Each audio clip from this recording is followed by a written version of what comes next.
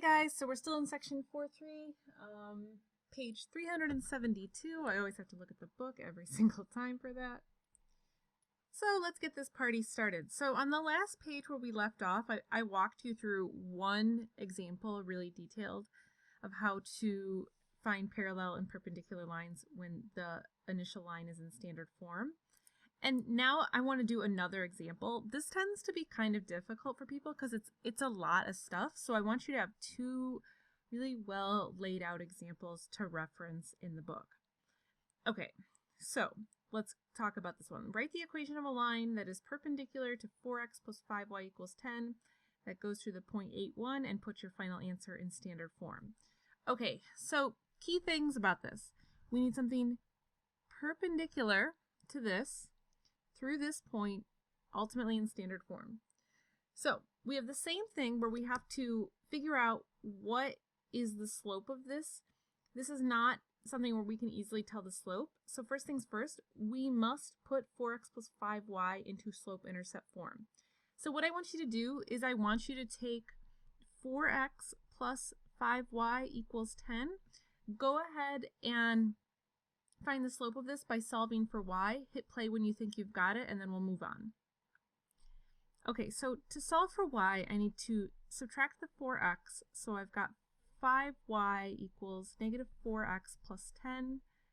I will divide each part by 5, so I get y equals negative 4 over 5x plus 2. Okay, so now the slope of our given line, so this is the given line. We just figured out how to put it into slope-intercept form. So the slope of this line is negative 4 over 5. Now, we must determine what kind of slope our answer line will need. So which one do we need? Circle one. Parallel or perpendicular? You're probably going to have to go back to the beginning of the problem.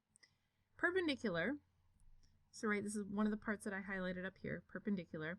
So you'll find that you have to go back and reread the problem over and over again. It's like just so much information to take in for one problem. Okay, so since we know that we need something perpendicular to this, what is the slope then that I need? I need the slope 5 over 4. Okay, so now I've got my slope 5 over 4, so I'll just circle all this, 5 over 4, and I've got my point 81. So now I can go ahead and figure out the actual answer that I need. So if you want to pause the video here and try to finish this, go for it, and I'll see you at the end. Okay, so I'm going to go ahead and use, how about my y equals mx plus b form. So my point, let me just double check, my point was 81, yep. So this will be 5 over 4 times 8 plus b. So if I multiply these together, so one more time, I'll just do this 5 over 4 times 8. This is going to be 40 over 4, so this is going to equal 10. So this is 1 equals 10 plus b. Subtract off the 10, so I get negative 9 equals b. So now my equation will be y equals 5 over 4x minus 9. And so now I need to get this in standard form, right? So remember, this whole thing needed to be in standard form.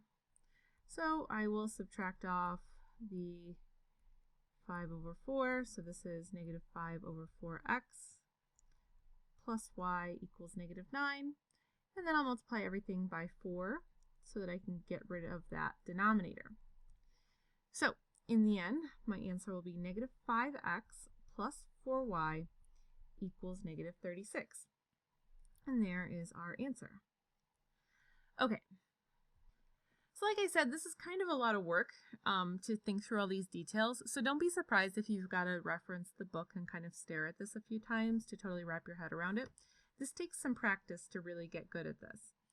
So what I want you to do is I have just a bunch of examples we're going to go through now.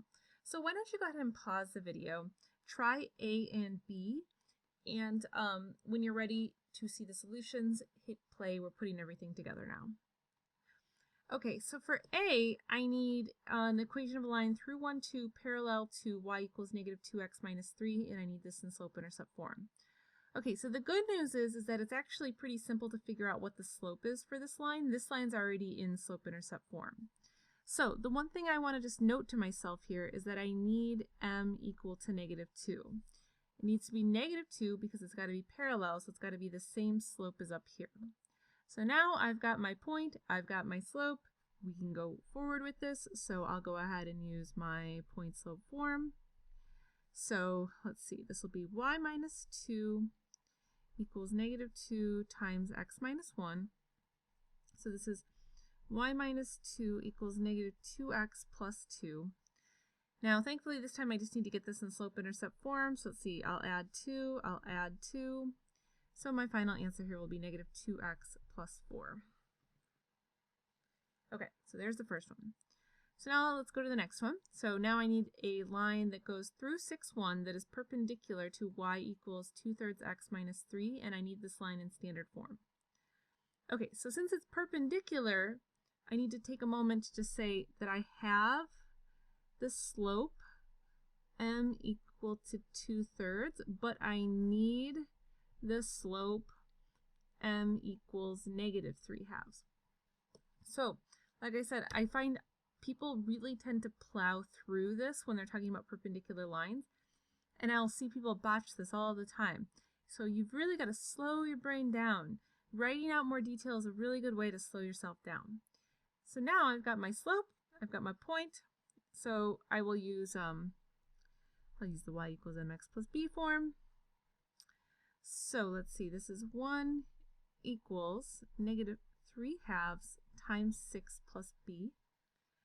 And if I multiply those together, I get 1 equals -9 plus b.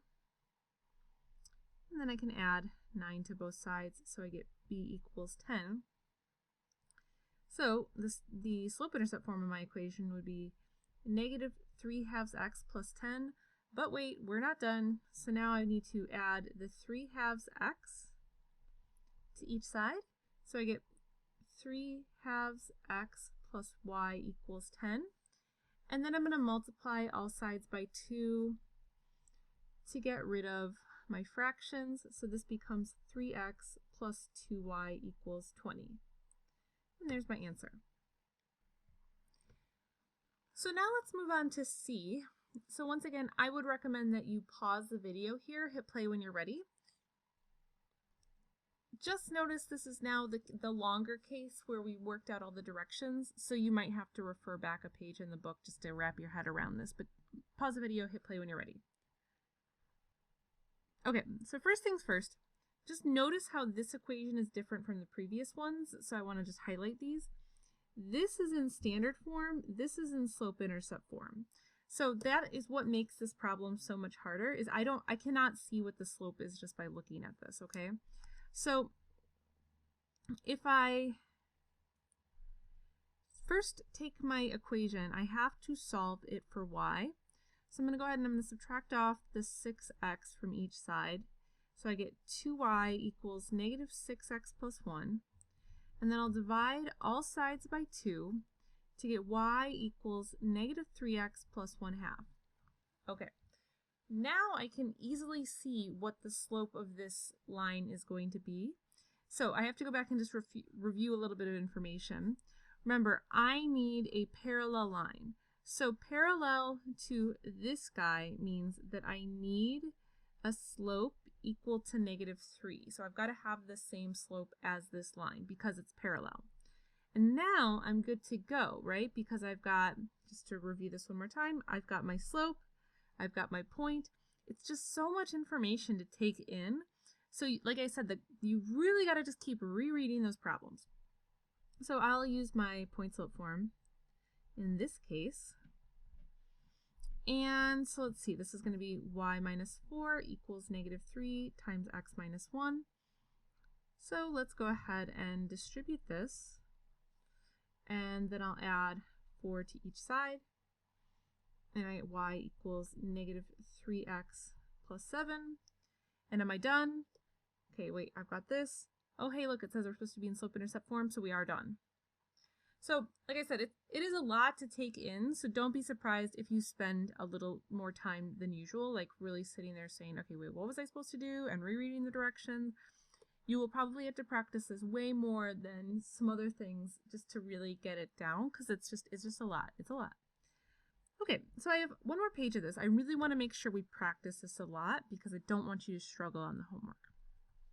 So I've got 3 more of these, and they're all now ones where you have to solve for the equation first. So hopefully you feel pretty comfortable with this by the time we're done.